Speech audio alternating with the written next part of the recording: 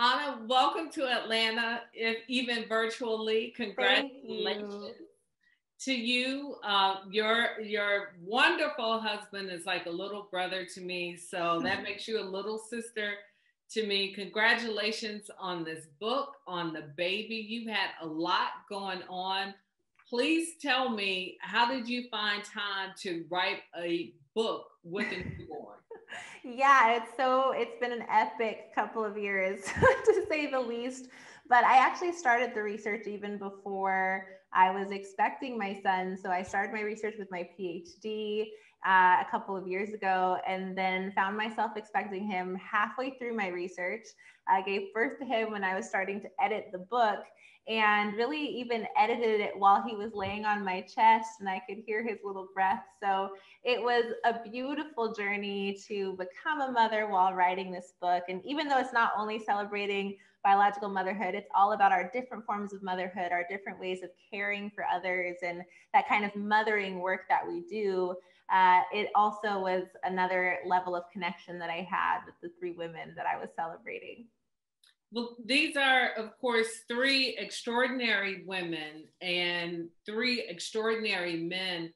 Can you tell us a little bit more about how you came to put these women together in this book? Definitely. It's been a journey. Like I said, I started my PhD knowing that I just wanted to join other scholars who were correcting the erasure of Black women's stories, and was really inspired by Margot Lee Shetterly's Hidden Figures that went on to become this incredible film. I was also inspired by Isabel Wilkerson's The Warmth of Other Suns, and how she showcases the importance of understanding Black experiences in order to understand the United States of America and where we are today. And so I had a lot of choices to make. There are so many of our stories that have been erased, forgotten. That's when I also decided, though, that I needed to kind of narrow down my search. And I became really interested in starting with somebody famous and thinking about the ways in which that fame was erasing people in their lives, and more often than not, how that was erasing the women in their lives. And having been the first partner of Stockton for the past 4 years, having been the partner of somebody who's a public figure since I was 19 years old, I often heard this notion of, you're the woman behind the great man. And as much as people, I think, meant it as a compliment, I never took it that way, because I've always been right there, right beside him. If you didn't see me, it was because you were choosing not to see me. And so I wanted to flip this narrative of the woman behind the man and think about the woman before the man was even thought of, even conceived. And that's when I became really excited about showcasing mothers. And I think many of us who do this kind of mother work, again, biological, non-biological teachers, essential workers, are doing such mother work, we often feel underappreciated and not seen and erased and not heard.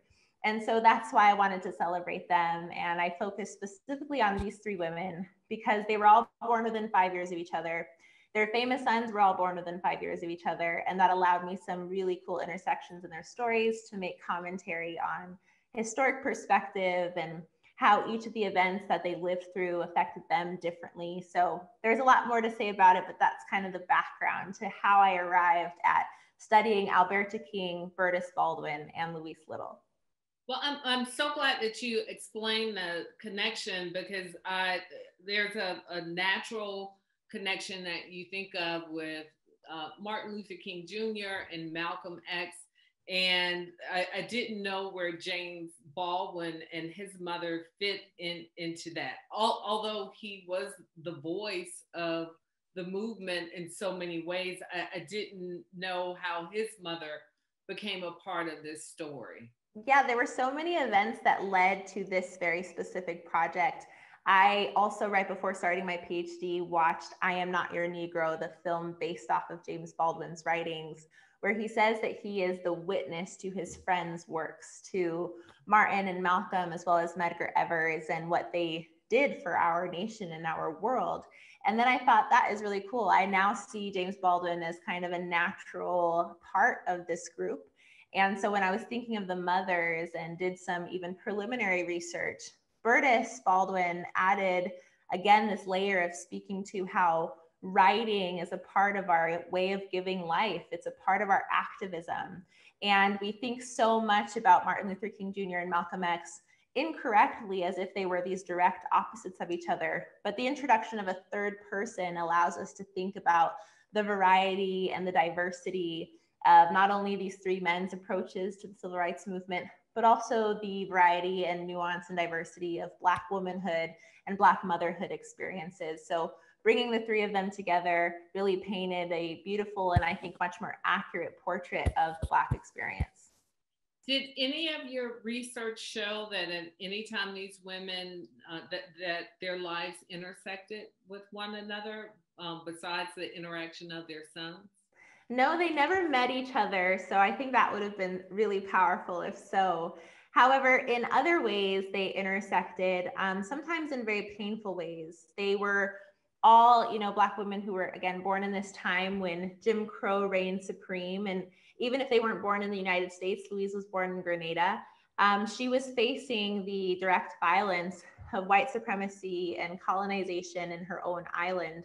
And so their experiences intersect because of many of even the quotes that I include in the book that showcase the dehumanizing treatment that Black girls, Black women, Black mothers were facing at the time that they lived. And the different ways in which they respond to that also showcases intersections. They're all brave, they're all willing to kind of put their own lives on the line. They understand that their children are going to be part of this transformation of the world. But even in those intersections, we're able to see differences and celebrate that diversity. So it's cool. The book goes in and out between similarities and intersections and the ways in which we all are connected as a community, but also how we celebrate the different approaches to that. And I love the way that you begin your book and you talk about learning that you were become a mother, and the joy of learning that you were pregnant, but also the concern that you had about not knowing what that would mean to be a mother. So as you were writing this book and birthing your baby, did any of your preconceived notions of motherhood change? Absolutely. And just to speak to that further, when I found out that I was expecting my son, I already also had a master's in gender studies. I've been studying Black feminist theory for a really long time. And so I was very well aware of the dangers of Black motherhood in the United States, that whether or not you're educated, whether or not you have access to money, whatever it is, whether or not you're famous, that becoming a Black mother in the United States is very risky, that we're much more likely to die in childbirth and in pregnancy, simply because we are Black women. And the system was built really saying that our bodies were different, that the pain that we felt, that we didn't really know that we were in pain, that we didn't understand our bodies, and people didn't listen to us. And we're still seeing remnants of that to this day. So I was also really worried when I found out that I was having a child. Of course, I was excited, overwhelmed with joy, but extremely worried with the knowledge that I had around how dangerous this was going to be. But studying these mothers gave me incredible hope and made me feel very powerful. They never accepted these circumstances as if they were unavoidable, or that their lot was that they were going to have to endure pain as Black women. Instead, they said, I see the world as it is. I'm going to be a part of changing that. I'm going to teach my children how to join me in that fight for change. And I'm not going to accept this notion that I'm any less than anybody else. And that allowed me to advocate for myself. I knew I wanted to work with doulas when I went into the hospital, have other women of color right by my side, but also use this book to speak to how we can change circumstances, that this is not unavoidable. We do not have to carry these burdens as Black women. And we need to continue to push our nation to see us as the full human beings that we are, and focus on making things different. So I felt powerful. I felt influential, even in thinking about the ways they influenced each of their sons. There's these direct, really obvious connections between the mother's passions, their talents, and what their sons were able to do for the world. And so I saw myself and continue to see myself as a powerful, influential person. And we often think about motherhood, honestly, as some sort of second-class citizenship. We often forget the work that mothers are doing. We take it for granted. We expect them to do it all, but then we don't thank them when they do. And if something goes wrong, they're the first ones to blame, especially when it comes to Black mothers. And I wanted to change that. And I'm really grateful that in studying these three women, I see my motherhood in a very different light than society does. Well, when you described it as the dangers of Black motherhood, that made my heart sink. I never heard it worded that way, but there really is there's a physical danger, and then there's the social and emotional danger of being a mother. I'm a mother of four, so it is it that is an interesting description, but I think for anyone who is a mother and a Black mother, you understand exactly what it means because you feel it. Yeah. Yeah. And having your loved one, your most precious loved one out in a world that sees them so differently than the way you do. And we see it constantly in all the news stories and how many of us are being killed day in and day out. We know that as we hold our children with us. And we also have to face that reality, get more people to see this pain that we're feeling as a community, as a people, but also, again, say we're not going to accept this. We are going to continue to push for change and fight for change because we need the world to see us, as well as everybody else, as the human beings that we deserve to be and that we are. Well, as you research these women, I know in the book you write about the difficulty in uncovering their stories. Do you believe that's because were Black women of a certain time, or were their stories just not told? I think there's a lot of factors that contributed to their erasure. I think one of them is that, yes, at the time and even today, we record words, or we record histories and people who we deem to be important as a society. And what in sociology we would say the hegemony, and that's quite often the white male. So much of our stories are told from this white male perspective, and they're not the ones who are going to say, yeah, this Black woman mattered, or let's make sure we tell her story and history, or let's even record the date that she was born. With two of the women, we're not even really sure what year they were born. It's just kind of estimates because no one recorded it. With Bertus Baldwin, I couldn't find her on any census data, for example. But it's also something that we speak to in terms of as historians and as scholars, the stories that we're reproducing. Each of these three men cared deeply about their mothers. They credited their mothers with their success. They celebrated their moms. Martin Luther King Jr. walked around everywhere saying he had the best mother in the world. He called her constantly. James Baldwin wanted to be buried next to his mother. He passed away before she did. And one of his dying wishes was to have a double plot where she would be buried right next to him, so that whenever somebody came to his grave, they would see how interconnected their lives were.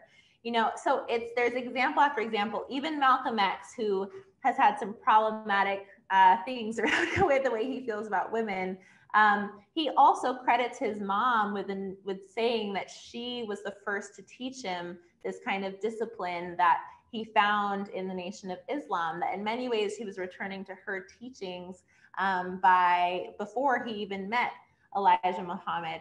So why is it that if we have this evidence, and I included in the book, that we just erased it over time?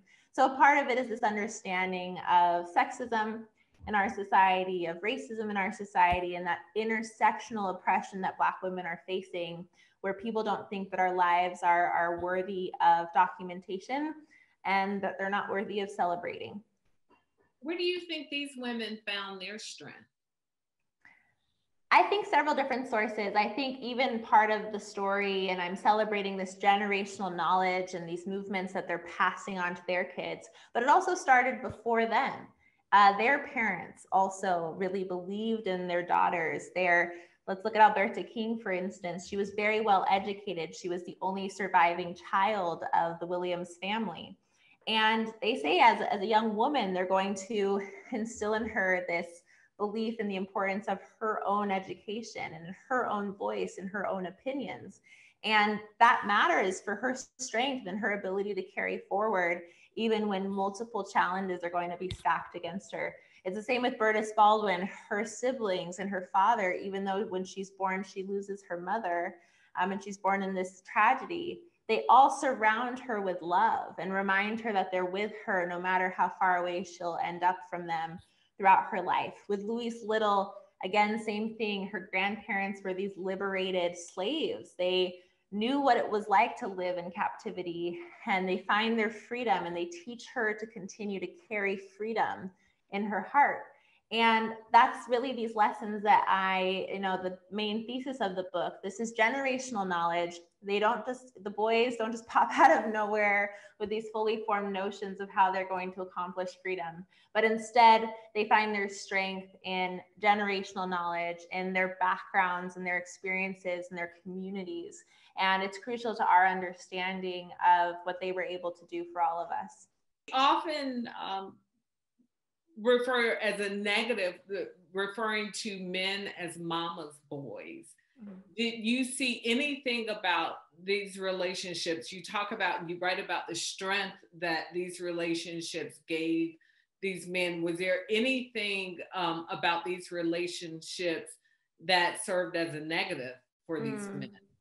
That's a great question. I mean, the book definitely is much more of a celebration. And so I definitely focus much more on the positives. But I think something that is important to mention is that it's not only about like generational knowledge that's passed down. There's also a lot of generational trauma that is passed between the family members. And I don't think it's necessarily because they were mama's boys that it made it, anything difficult for them in their own lives, but simply the fact that they were a part of these families that were facing literal attacks for being Black people. And so when we think about Malcolm X very specifically, his family has so many tragic incidences that happened back to back to back. They were very active, very outspoken in terms of their commitment to the Marcus Garvey Pan-Africanist movement. They believed in self-independence and Black pride long before the Nation of Islam was even established. This is what his parents believe. And so they become targets of the KKK, of the Black Legion, which is another white supremacist group. Their house is burned down. Earl Little, Louise's husband, is murdered.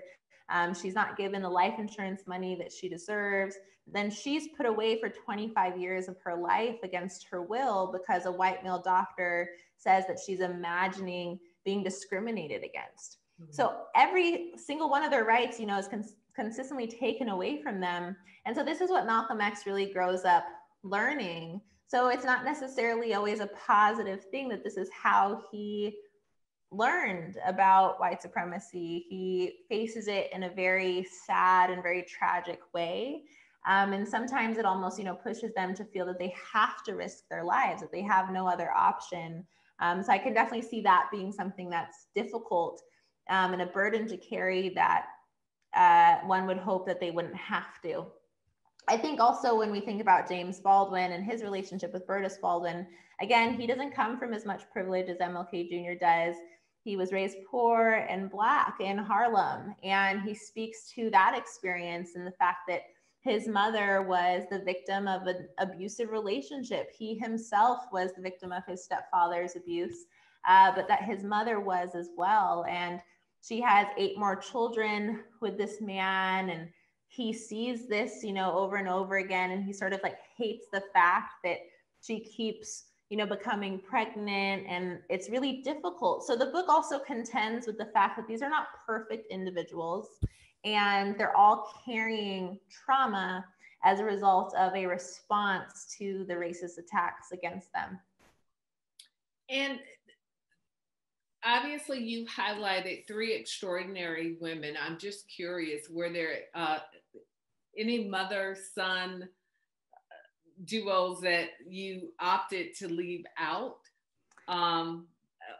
because it's an extraordinary highlight of these relationships, but I would imagine there were so many more that you also could have put the spotlight on. Definitely. There's so many more, and even not mother-son duos, but just mother-children duos generally. You know, I decided that I was going to write about the mothers of sons because I felt almost that erasure was happening on a different scale, maybe not a larger scale, but a different one, where there's this assumption that women cannot raise men, or that, you know, when we talk about these three men, if you're a fan of any of them, if you've, you know, studied their works, you've heard about their fathers most likely, because in society, we think about the role that mothers play in their daughters' lives, and we think about the role that fathers play in their sons' lives. And so we think about Reverend Martin Luther King Sr. and the fact that, okay, he was a reverend, so therefore that must be where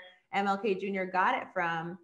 We think about we think about Earl Little, and people knew that he was an activist. And we think about James Baldwin's stepfather and say that everything James Baldwin does is a response to his abusive stepfather. It's ridiculous. So whether or not the fathers are good or bad influences, we think that they had more of an influence simply because of their gender. And I also want to change that narrative. As parents, we are influencing our children and showcasing it from this perspective where, again, they clearly inherited their strengths and talents from their mothers, helps us to reevaluate how we're thinking about parenthood, but also leadership. Generally, it's not about sex, it's not about gender. And we need to kind of start to distance ourselves from that. And so just to give some examples, with Bertus Baldwin, she was a writer, she was a poet, she believed in confronting the darkness and finding the light and the hope. And even James Baldwin, you know, again, he inherits this writing talent from her, this kind of creative perspective, and says many times that he wants to be a witness to the power of light, the power of truth. And again, thinking about the darkness, not hiding from it, but confronting it and then finding a path forward. These are direct lessons that he learns from his mother. We think about Martin Luther King Jr. It's his mother and his maternal grandparents who make Ebenezer Baptist what it still is today, this beacon of hope for civil rights and combining faith with social justice, that faith could not be faith unless we were working to create what God would want us to have here on earth, which is everybody having equal rights, which is focusing on the poor, which is focusing on justice. And this is how she is raised. And even when she meets her husband, he's considered illiterate and she already has a college degree. They're around the same age. He just simply doesn't have the same opportunities that she does. And so she helps him get into Morehouse, because this is what her family does. The men in her family go to Morehouse. The women in her family go to Spelman. And she tutors him through his education. So even he cannot become a reverend without her. So to erase her from her son's narrative, or to say that this is her husband's church when he inherits it from her parents, again, is just a misunderstanding of history. And then finally with Malcolm X, like I said with Louise Little earlier, this is what she was raised upon. These notions of standing up for your freedom, fighting against colonization, fighting against white supremacy. She finds her path in the Marcus Garvey movement and this Pan-Africanist movement. That's where she meets her husband, because they are both activists. It's not only because he is, it's because they both are. That's how they come together. And even after he dies, when Malcolm is young, he continues to witness his mother stand up against these racist attacks. So it's not to erase the men. It's not to erase the role of fathers. It's not to erase the importance of the sons, but it's to say, why are we erasing the moms when they clearly had an important role to play? Do you think if these women and these relationships existed today, do you think the erasure would still be as blatant? I do think so. Honestly, unfortunately, I do. And that's only because my own personal experiences, which I don't think are only representative of me, but I know what it's like to be associated with a famous man or somebody that people know well, and how often not only I am erased from his story, but how much his mother and his aunt and his grandmother are erased from his story. You know, we recently were His work was featured in this documentary called Stockton on My Mind, which was awesome. But even the filmmakers wanted to focus more on his dad rather than the three women who had raised him. His father has not been in his life his entire life, and that's not his fault. He was put away, and there's so much that I can comment on in terms of the injustice of mass incarceration. But if we come in and want to tell Michael's story and we erase his mom, again, because we just want to focus on this male narrative, it's not okay, and it's wrong, and it's not right. And so I think we see it still to this day. Honestly, I really do. And I think that's why this book still speaks to people. Even though it's a historic narrative, it's also a contemporary commentary on how we're still doing this to Black women's stories. And it's interesting you bring that up, especially in the context of how Black women are influencing the power structure and elections across the country. So I wonder if you were able to give these three women any advice, what would your advice be to them, specifically related to how they could amplify their life's work? That's a great question, and something I haven't thought about much because I've gained so much wisdom from them. I think in terms of, if they were alive today, there would be a lot more opportunity for their platform, or space to tell their side of the story, whether that's social media or getting their works published. There's a lot more opportunity for that now that they were not afforded. And I actually think in many ways they did their best to make sure that the people in their lives knew of their influence. I think that they were modest and they were humble and probably didn't, stand up in the same way I do and say, actually, I did that. I should receive credit for that. And I constantly do, because it happens all the time. I mean, even when our son was born, I'd be standing next to Michael at events and people would say, congratulations to him on the birth of his son. And I would go, I didn't know that Michael was capable of having children, but congrats, good for you. But he's very talented. He's very talented, but I'm not sure that's that's something he can do. But this is again, so I'm very outspoken about it, but it's something I've studied for a long time. I'm very sensitive to the erasure of Black women and our stories and our voices.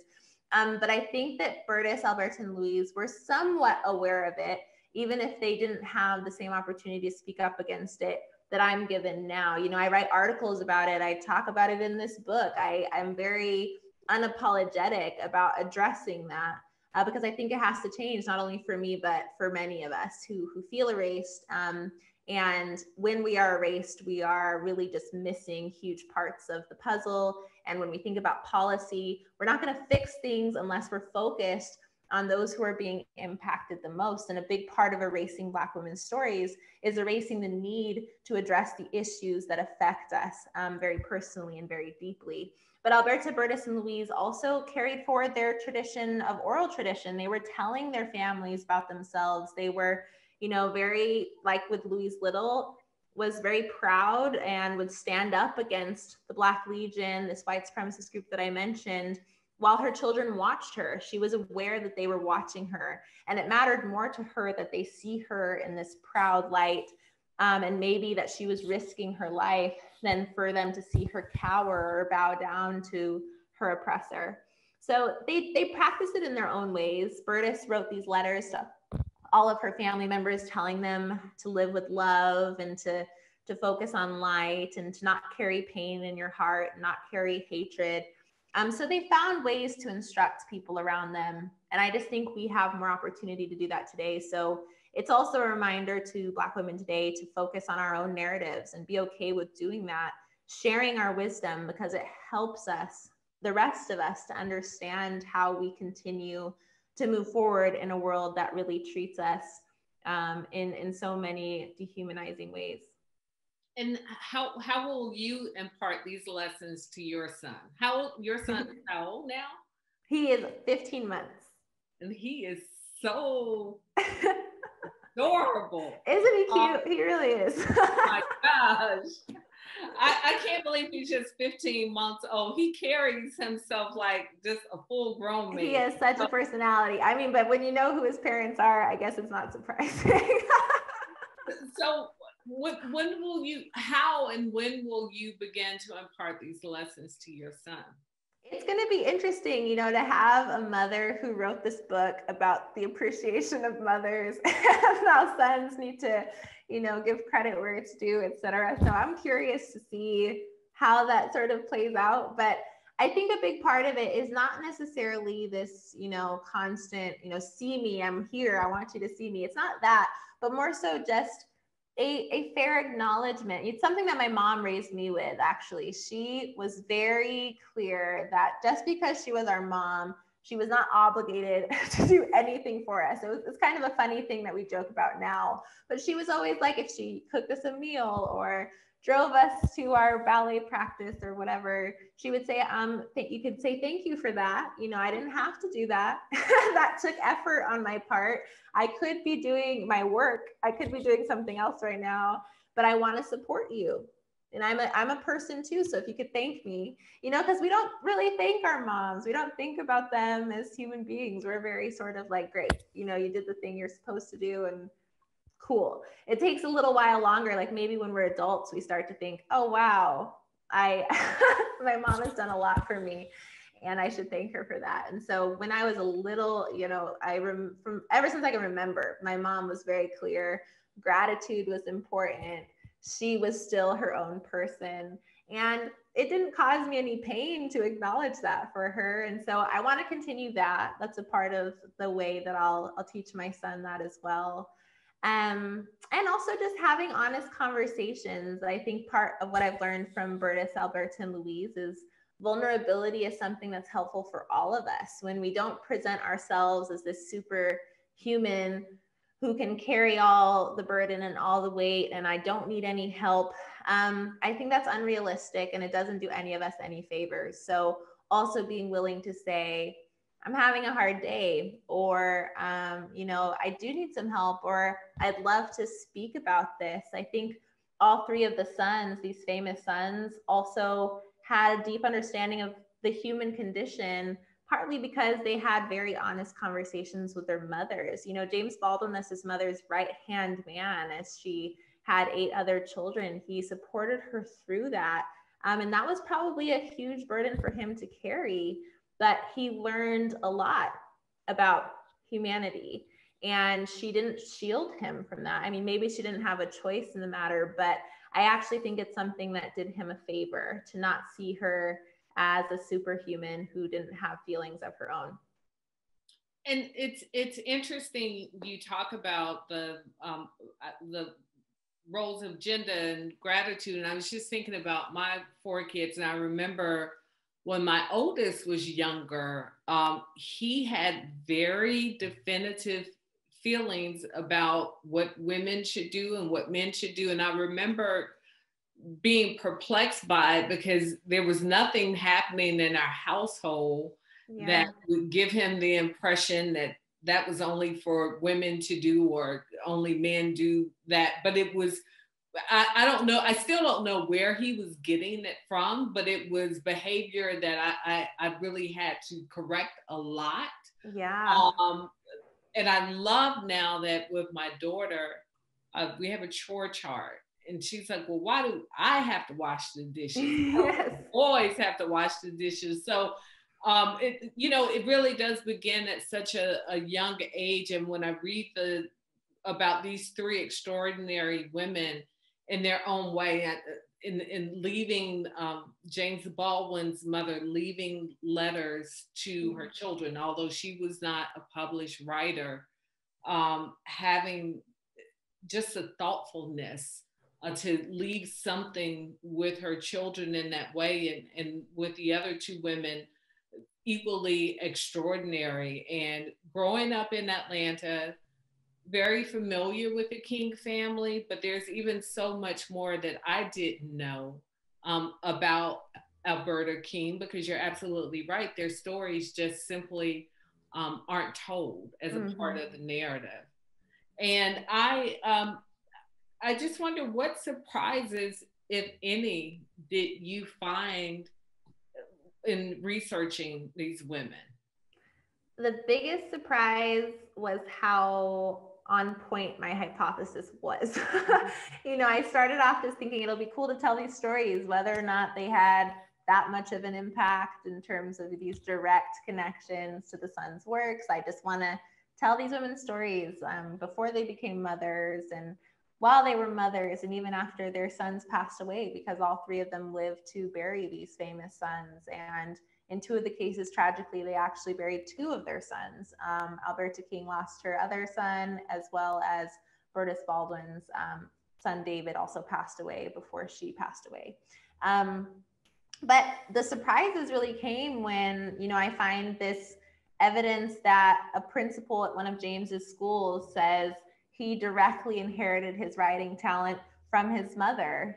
She writes these beautiful notes excusing his absences. I don't know how you make that beautiful, but the fact that that was noteworthy really speaks to her talent and her ability. And it's something that I sat there and was just sort of in shock that we hadn't heard about her influence on his writing when everybody who knew them could see it so obviously. And I think about with Alberta King, and visiting Ebenezer Baptist, I had the privilege to be there, and I love Atlanta so much. So just, this event means the world to me to actually be able to speak about it, not actually in person, but virtually in Atlanta. And to be speaking with you, Mayor Bottoms, is such an honor.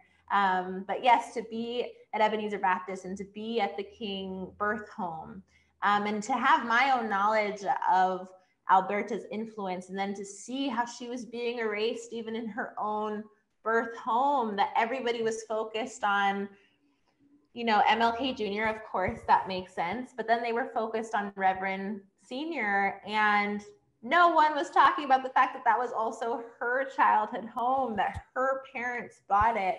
And that was really shocking to me. So yeah, I was right from the beginning, and I'm excited and was excited to continue to do the research. I'm excited now that the book is out there. And I want more people to feel that same sense of shock and surprise that they didn't already know these facts. Have you gotten any feedback from any of the families? Yes, I've been really incredibly supported, which, at first was difficult because when you think about these three families, they have been hurt in many ways by scholars, by researchers, by, all these different people who just want to tell their stories and find the next scandal. And these are their lives. These are their loved ones. They've had to deal with being in, again, the shadows of this famous man, but also the person that they really loved deeply, whether that was their uncle, their father, whoever. And they themselves have been erased from those stories. So that's really painful, but they've also had to deal with misunderstandings. They've had to deal with people treating these men as if they weren't themselves human. We tell stories about them as if they're just kind of literary figures when they were people and they had families right around them. So I really approached them first when I had much more knowledge. I did as much research as I possibly could do to not repeat, any questions that I could have already answered on my own. And to also spend the time just to get to know their perspective, if they wanted to add anything personal to it. And then really the ultimate goal, if they didn't want to speak to me, was that they knew I was doing the work. I didn't want this to kind of pop out of nowhere and them sort of be, shocked that I was doing work on somebody who mattered so deeply to them, and that they didn't at least know about it. So that was really important to me. So all three families knew from the beginning. And then as I developed the work, some of them were willing to speak with me. And I had some really cool conversations over the phone and some in person that just helped to kind of fill the gaps. And since the book's been out, Bernice King has been incredible, Dr. Bernice King, in terms of supporting it, getting people excited about it. I wrote about Alberta for MLK Day and did a piece in Time Magazine, and she asked everybody to retweet it. That kind of support for me just makes me so happy that I'm making her proud. It really means the world. And then to have one of Bertus Baldwin's grandchildren, Trevor Baldwin, has been instrumental in just giving me that family perspective and helping me to understand how crucial Grandma Burtis was for the Baldwin family and continues to be, and how, again, he saw her and his uncle Jimmy's life as being inextricable from each other, that anybody who knew them, if you didn't know Burtis, you were missing a huge part of his story. And then with the Shabazz family, I've also been really privileged to speak to one of Betty and Malcolm's daughters, as well as have been granted permission to use her photo on the cover of the book. So there's just these little nods, and I really hope that I've made them proud.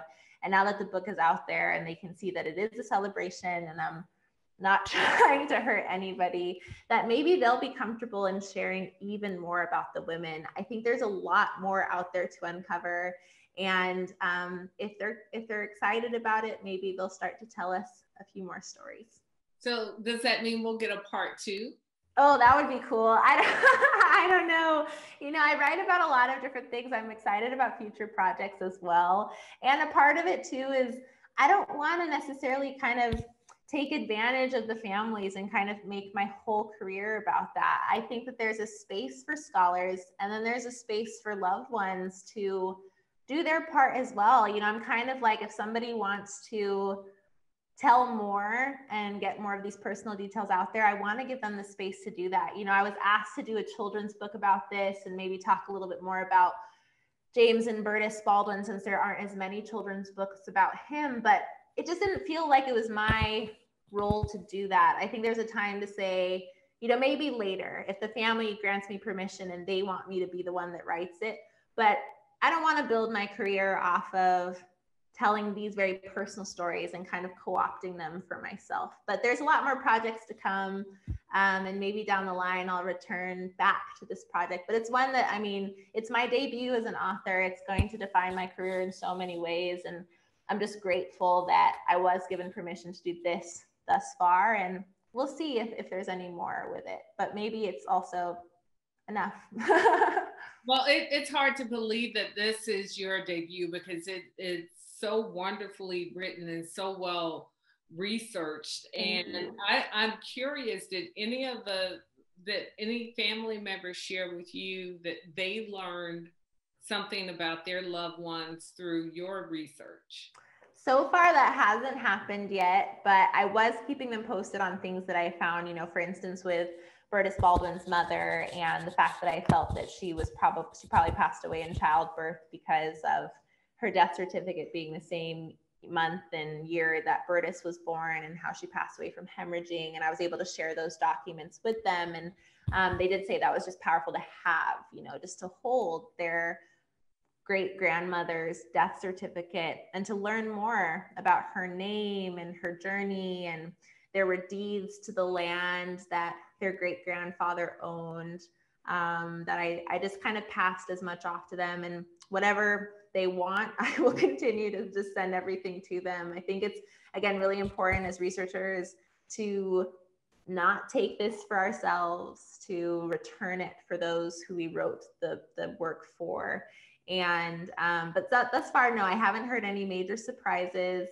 I think it's just generally more a feeling that they were happy that someone was changing the narrative and making it more accurate to represent these men as a part of a larger whole, rather than what they have been represented as, which is sort of these unicorns that came out of nowhere without any family or background. And that's really painful to family members. And I can tell you that from personal experience, it's just not accurate.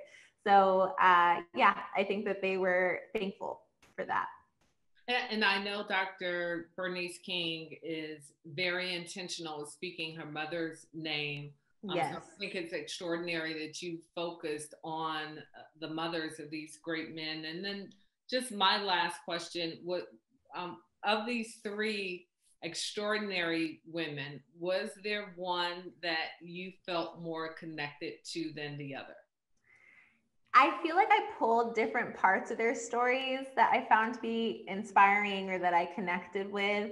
And actually in the conclusion of the book, I talk about how we can we can find ourselves as Black women today by understanding their stories. Maybe we relate to one more than the other. Maybe we see ourselves as a combination. And I think I see myself as a combination. I really love Bertus's ability to focus on love and light, and a reminder that when you carry pain and hatred in your heart, you're only hurting yourself. It's not hurting the person that you have hatred towards.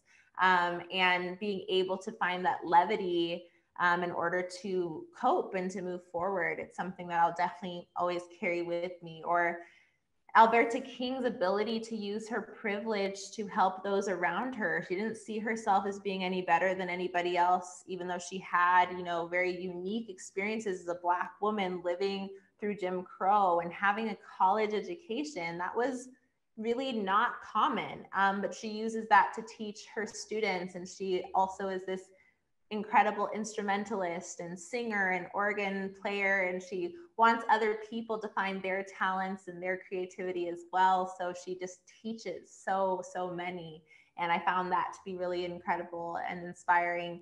And then finally with Louise Little, the bravery. I think for her it's that confrontation of fear and acknowledging that fear is there and it is very real. But it reminds me of an Audre Lorde quote that I'll paraphrase, where she talks about how whether or not you're afraid, they're going to try to grind us to dust anyways. It's something like that, that basically you can be afraid, but if you're afraid and don't do anything, we're going to continue to be attacked. If you're afraid and you do something, then that attack might change, or we might make some progress. So it reminds me of that, and something again that I'll carry in my heart.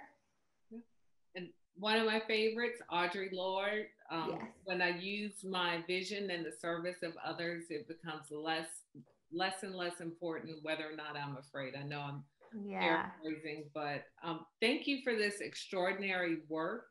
Thank you. Thank you for highlighting these incredible women. And this should be required reading for every son and every husband across the globe. So thank you. I look forward to your next work, and I am going to tell my dear friend Michael Tubbs that I am trading him in.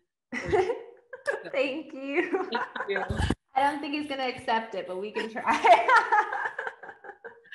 Thank you so much for your time. Thank you, and congratulations. Thank you.